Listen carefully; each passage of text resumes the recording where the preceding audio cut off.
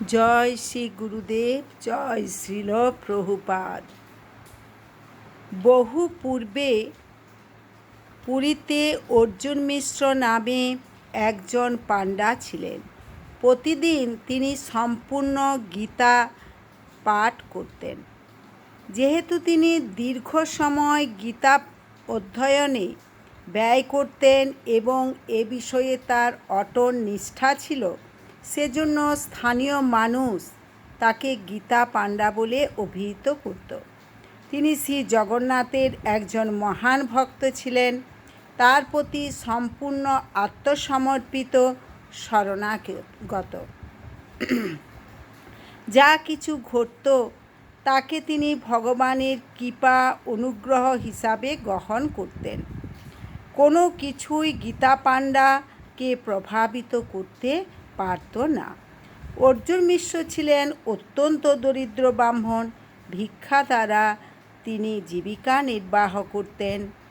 একবার প্রায় এক সপ্তাহ ধরে পুরীতে প্রবল বৃষ্টিপাত হচ্ছিল, ফলে গীতা পাণ্ডা ভিক্ষায় বের হতে পারলেন না। তার যা অল্প স্বল্প সঞ্চিত খাদ্যশস্য ছিল, অচিরেই তা ফুরিয়ে গেল। তিনি ও তার পরিবার উপবাস করতে বাধ্য হলেন। তবুও গীতা পাণ্ডা বিচলিত হলেন না। তিনি সুখে গীতা পাঠ করে দিন যাপন করতে লাগলেন। তাকে বাইরে যেতে হচ্ছে না ভেবে তিনি খুশি হলেন এবং এটাকে তিনি একটি উত্তম সুযোগ বলেই গ্রহণ করলেন, কেননা তিনি গীতা পাঠের জন্য অনেক সময় পাচ্ছিলেন। তার স্ত্রী অবশ্য এতে তার প্রতি অত্যন্ত ক্রুদ্ধ হলেন। তিনি তাকে ভর্ৎসনা করলেন, তুমি যদি বাইরে গিয়ে ভিক্ষা না করো তাহলে কি করে তোমার পরিবার জীবন রক্ষা করবে?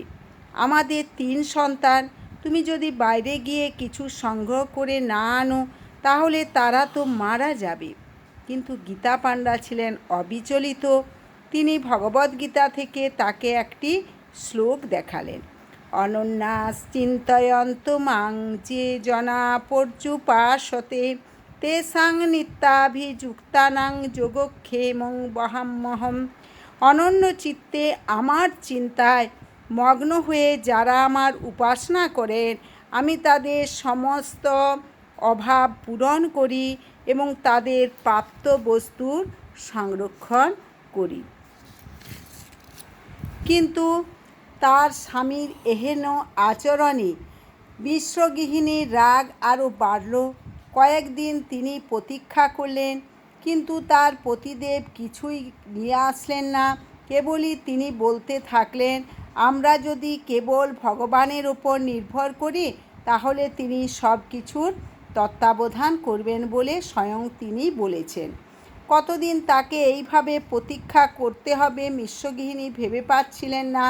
ছেলেমেয়েরা আহার্যের অভাবে খুবই ক্ষুধার্ত হয়ে পড়ল। মিশ্রের স্ত্রী অত্যন্ত ক্রোধান্বিত হলেন। তার পতির হাত থেকে ভগবদ্গীতা নিয়ে তিনি ওই শ্লোকটি যেখানে উদ্ধৃত করা হয়েছিল সেখানে বের করলেন এবং শ্লোকের ওপর দিয়ে 3টি রেখা টেনে শ্লোকটি কাটলেন। পরবর্তীতে ক্ষুধায় অবসন্ন হয়ে তিনি ও তার সন্তানেরা নিদ্রামগ্ন হলেন। মিশ্রও বিশ্রাম গ্রহণ করলেন। কিছুক্ষণ পরেই মিশ্রজির স্ত্রী দরজায় করাঘাতের শব্দ শুনতে পেলেন। তিনি শয্যা ত্যাগ করে দরজা খুললেন।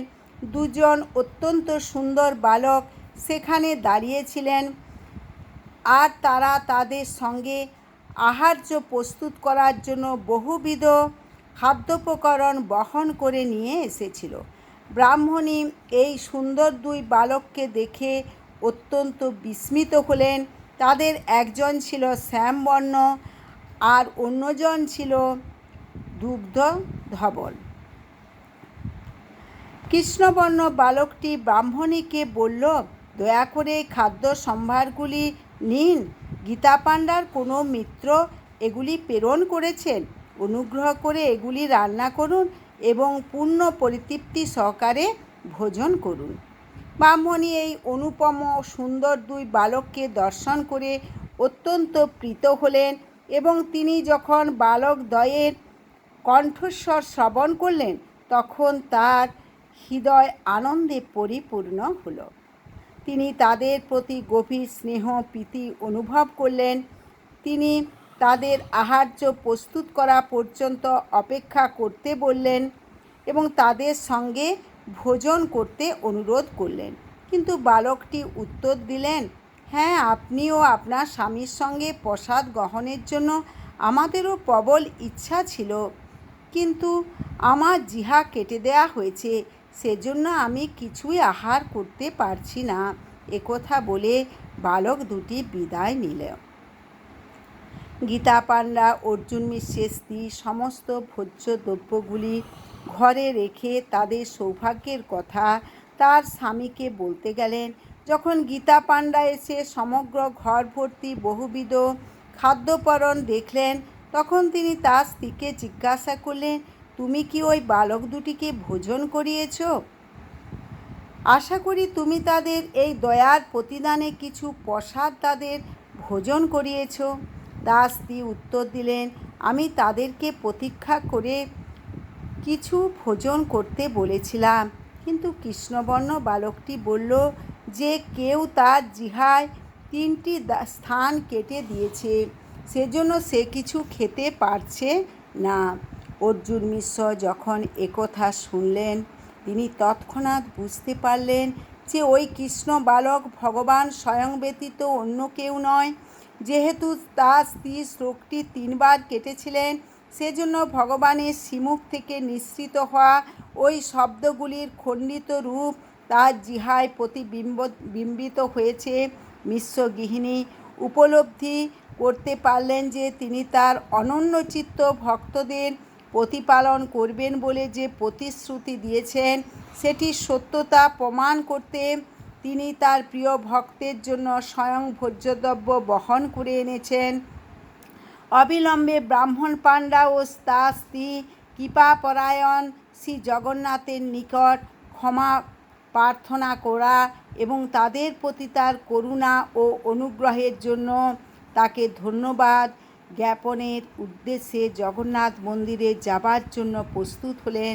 তারা যখন ভগবানের বেদির সামনে গেলেন তারা সবিস্ময়ে শ্রী জগন্নাথের অধরে 3টি দাগ লক্ষ্য করলেন। হরে কৃষ্ণ কৃষ্ণ কৃষ্ণ হরে হরে, হরে রাম রাম রাম হরে হরে।